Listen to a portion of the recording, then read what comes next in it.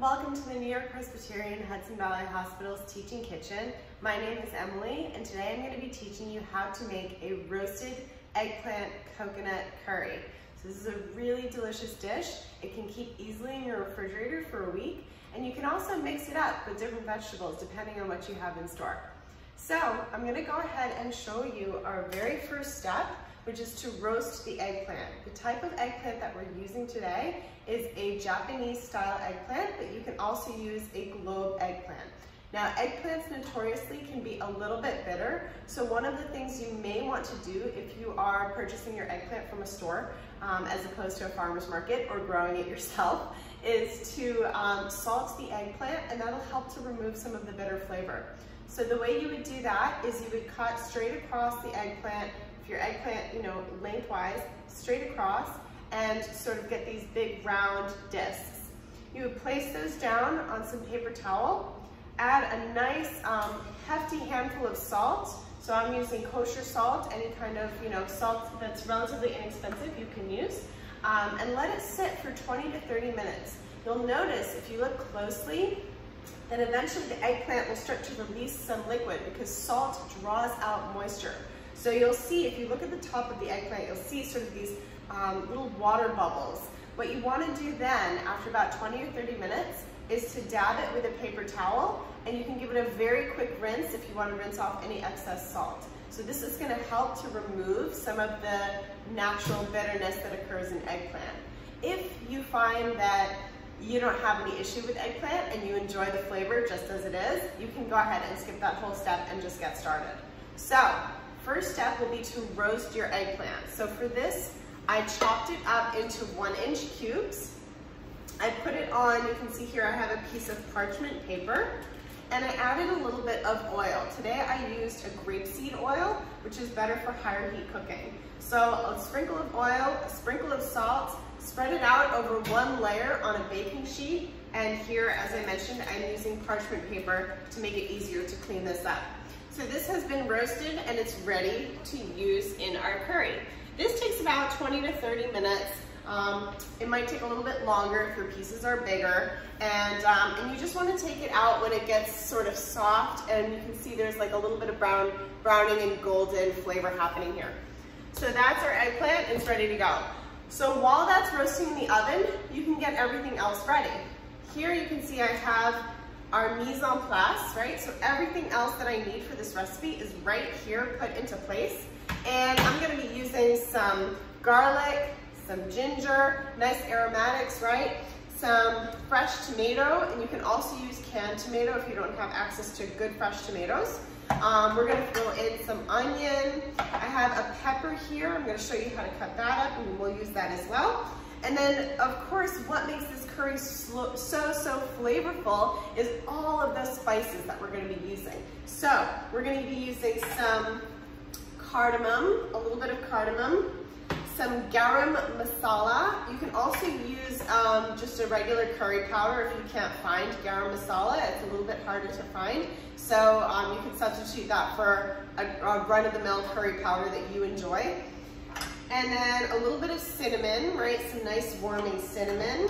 And you'll see here I have some coriander seeds. So I threw those all into a spice grinder, and I ground them up to make this wonderful sort of spice blend, right? So you've got all of those flavors in there. I also added a little bit of black pepper, and the black pepper is going to be really, really flavorful as well, and kind of helps to kind of bring all those spices together.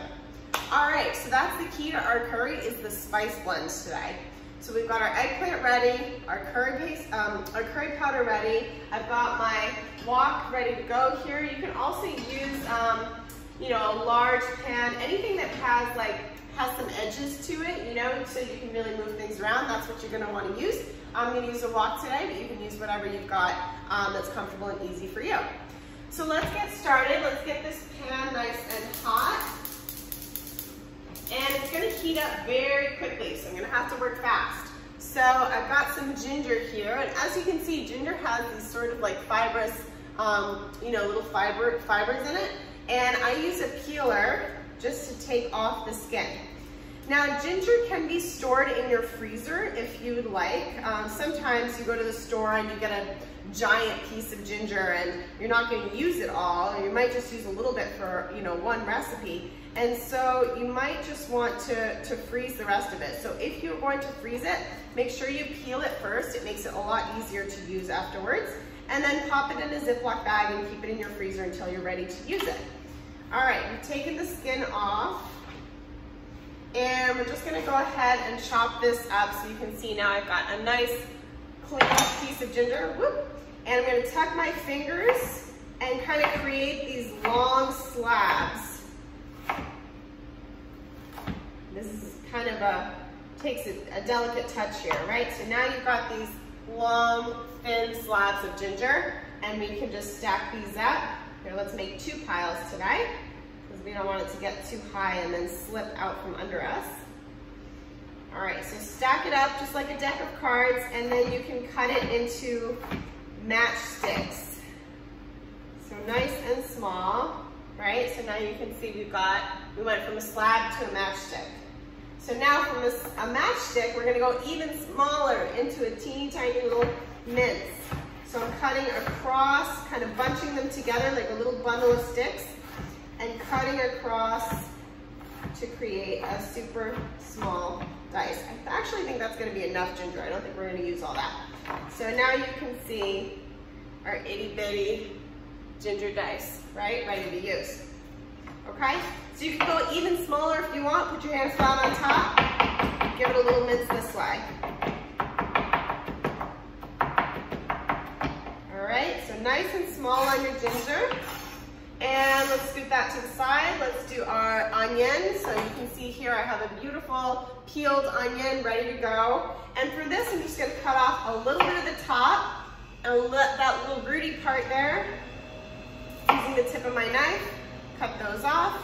And now I'm gonna cut straight through the center of the onion to cut it in half. If you had the peel on your onion, you can peel it off at this point, right, the papery exterior. This one doesn't have it, so we're ready to go. And now I'm just gonna cut straight across, right? An easy saute slice. No dicing, no mincing on this onion, really keeping it simple.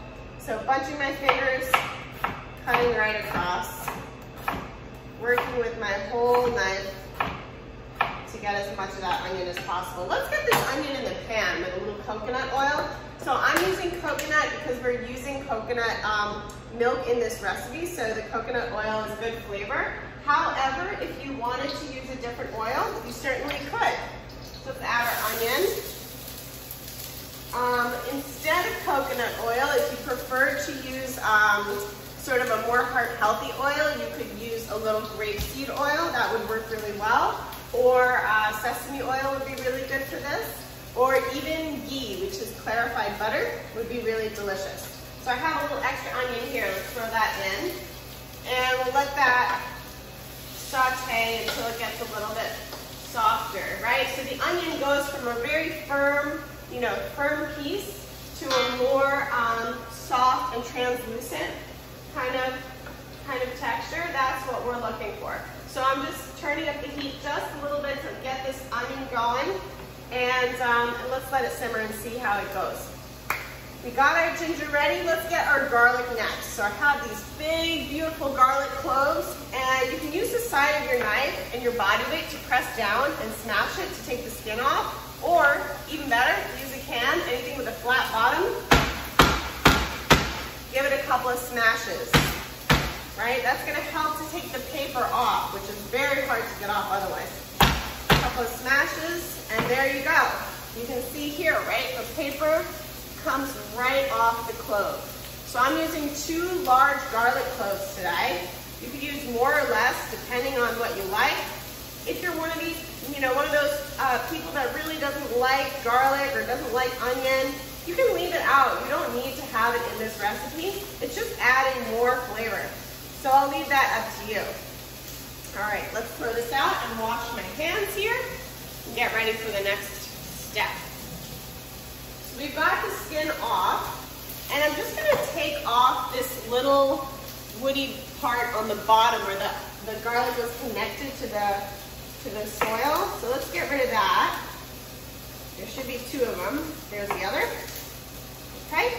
And then we're just gonna, same thing as we did with the ginger here, we're gonna cut sort of in a little mince, right? So kind of bunch it together and kind of chop it apart, right? Woo, starting to feel those onions. That's a good sign. So again, have my hand up flat on top, and I'm working from the tip to the heel of the knife, straight across. Okay. So I see I'm getting some color here, so I'm going to turn it down just a little bit and move it a little. Just to kind of get it all, you know, give it an even shape here. All right. So let's get this piece a little bit smaller, and then we're going to throw in our garlic and ginger next. The reason I don't add the garlic and ginger in with the onion is because garlic cooks a lot faster than ginger. So it's going to burn, and it cooks a lot faster than onions. So it's going to burn while your onions are going to stay hard and not quite, you know, cooked yet. So always start with your onions, and then do your garlic and your ginger next. Ginger will burn too if you add it in with the onions. So nice and small. Okay. So now I'll show you what we're working on here. Let's see, I got my oven mitt. So you can see now the onion is nice and soft. It's got a little bit of a golden color to it, right? But it's not as like hard and crunchy as it was when we first put it into the pan. So we're ready to add our next ingredients here, our aromatics. Let's add our garlic and our beautiful ginger. So what this is doing is it's really building flavor in from the bottom, right, of the dish, right, all the way down to all these aromatics, right, these spices, this onion, this garlic, all of it is going to really build a lot of flavor into our dish. So we've got our garlic, our ginger, our onion, and let's add our spices in now too. So remember, this is a combination of spices. We've got cardamom, garam masala, cinnamon, and coriander. And of course, if you didn't have that garam masala, you could use curry powder instead. Even though they're slightly different spice mixtures, they're still both really good. So immediately, this is starting to give off a really nice fragrance. You can see the spices, right, are getting all over those ingredients. And you don't want to burn your spices, so we're going to keep working here with our ingredients. We're going to add our tomato. So I have this chopped up. I'll show you just how I did that. Let's add our tomato and get that cooking down a little bit. As I mentioned, you can also use canned tomatoes if you want. Either one is fine. The canned tomatoes will have a little more liquid, so just keep that in mind. Okay?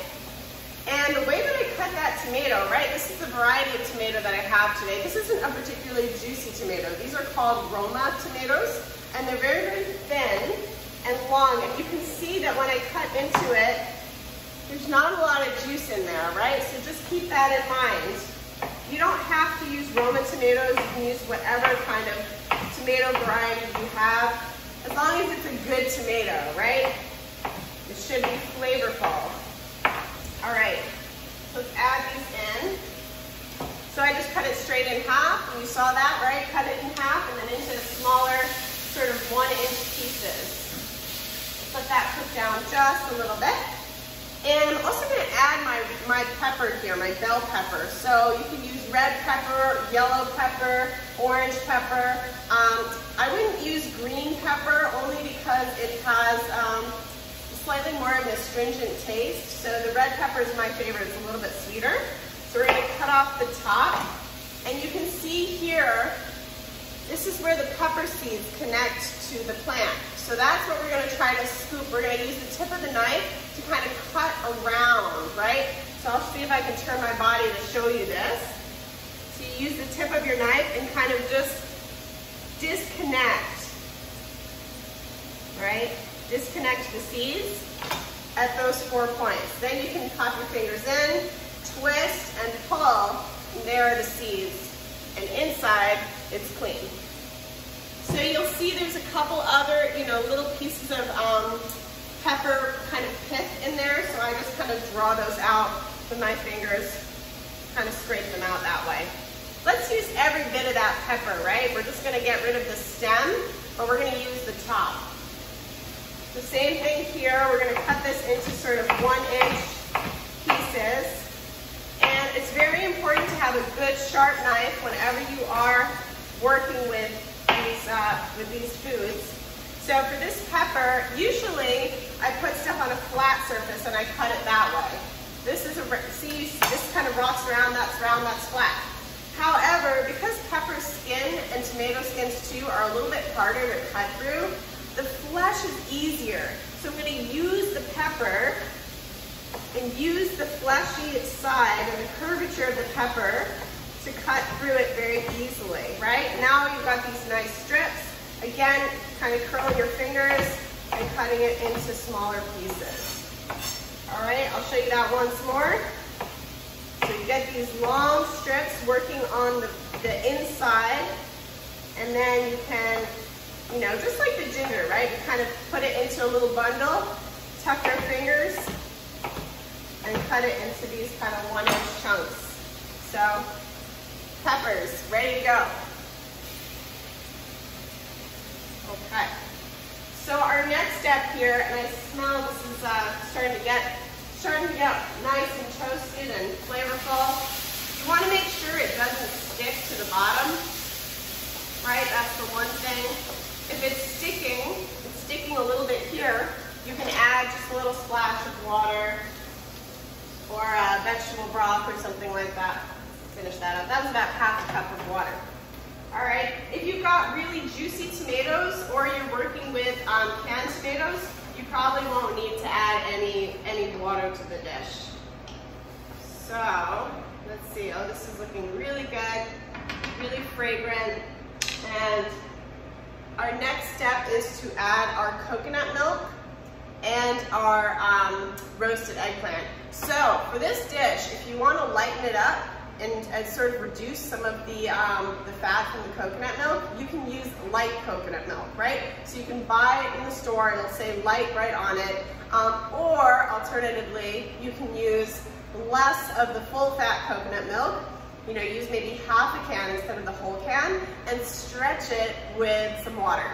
So you can kind of, if you water it down, right, it's gonna have fewer calories and less fat in it as well. So use the light coconut milk or a watered down version of full fat, whichever you prefer to kind of lighten it up. Or if you want the full fat, you can certainly use the full fat, depending on your heart health and what you're able to enjoy. All right, let's get our eggplant ready here. So I'm just gonna kind of scrape it to the bottom of the tray. That's gonna help me as I put it into this dish so it doesn't kind of just plop down, right? So I'm kind of scraping it all together to the bottom, and you can see how useful this parchment paper is, right? I don't use aluminum foil, mostly because it's not very good for the planet. It takes a very long time to break down. And parchment paper is paper, so you can use it for roasting or anything to protect your sheet pan, make it easier to clean, and it'll break down very, very quickly. All right, so let's pop that in here. Okay. And stir it all up so the eggplant can absorb all of those wonderful flavors that we've built in, right? All the spices, those aromatics. Oh my gosh, this is really smelling delicious. Now, if you wanted to, at this point also, you could add some canned chickpeas, right? If you wanted to add a little bit of protein, some extra fiber, you could certainly add a can of chickpeas. You would have to take them out of the can, put them in a strainer, and give them a nice good rinse, and really, rinse off any of that canned juice, right? So rinse them really, really well, and then you could pop them right in and add them to the dish if you want a little extra protein or fiber. Chickpeas are a good way to go. So we're going to go ahead and add our coconut milk and kind of simmer all together. Let's give it another stir to make sure that it gets well incorporated. Wow, it looks gorgeous. Okay, so we're gonna have to let this stew for some time before it's done, right? Even though the eggplant is cooked, remember we just put that pepper in there, so that's pretty raw. We just put those tomatoes in there, so they're gonna take a little bit of time. So you wanna let this sit for at least 10 to 15 minutes, maybe even 20 minutes to really let it all come together. You could add a little salt if you want at this point, or even in the beginning with your onion, whatever you prefer. So there you go. I'm just going to take this off the heat to show you what it looks like. Now that it's all beautiful and golden and fragrant, right? So there it is. Yay! Eggplant curry. All right, so we'll let that simmer for about 15 to 20 minutes and then it will be done. Thank you so much for watching. I hope you enjoyed this video and I hope that you will try making this roasted eggplant coconut curry at home. It's wonderful just on its own. It's great over a bed of rice. If you wanted to try it with a little bit of naan, which is a traditional Indian bread, it's really good with that too. So thank you so much and hope to see you again in another video.